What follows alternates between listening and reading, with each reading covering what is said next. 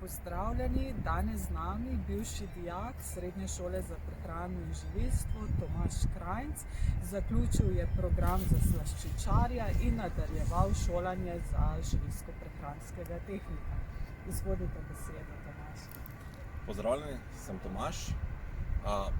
Po končanem šolanju sem se zaposlil kot kuhar. Tam sem se nekako nabiral še izkušnje, potem pa nadaljeval v samostojni karieri. Trenutno imam podjetje Pohorske dobrote, kjer proizvajamo marmelade in sirope, predvsem za diabetike. To pomeni, da delamo marmelade z visokim sadnim deležem brez sladkorja, enako tudi sirup so namenjeni predvsem diabetični skupini. Razvijam pa tudi razne produkte za druge blagovne znamke, kot so na primer za Rox Peanut Butter, tudi za Kokico, Pokico, za še nekaj bolj znanih blagovnih znamk v Sloveniji. Smo pa tudi prvi na trgu, ki smo marmelade začeli pakirati v takšne sachet vrečke.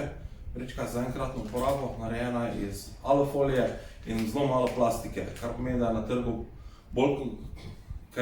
trgu bolj prijazna in se tudi reciklira v 90%.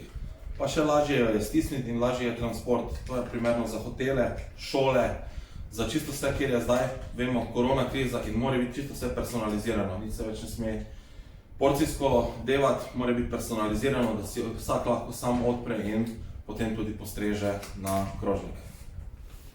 Šola mi je pomenila ogromno, ker mi je dala osnovno znanje in tudi potem v vsakdanjem delu to znanje moram uporabljati.